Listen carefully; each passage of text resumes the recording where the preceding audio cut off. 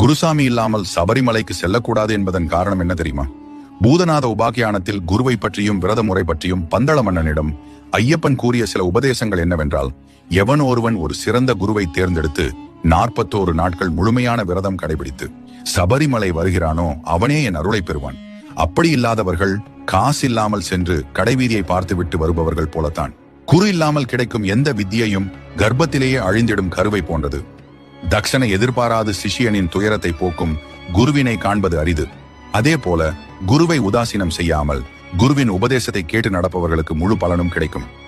எந்தவித பிரதிபலனும் எதிர்பார்க்காமல் என்னிடத்தில் பக்தி கொண்டவனுக்கு நானே குருவாகவும் நானே கடவுளாகவும் விளங்குகிறேன் என்று தர்மசாஸ்தா தன் பக்தர்களுக்கு உபதேசித்துள்ளார். இந்த காலகட்டத்தை பொறுத்தவரை ஒரு சிலர் தாய் தந்தையரின் கையால் மாலை அணிந்து விரதம் இருந்து தனியாக சென்று ஐயனை தரிசிக்கின்றனர். எதுவாக இருந்தாலும் முறையாக விரதம் காத்து மலைக்கு சென்று ஐயப்பனின்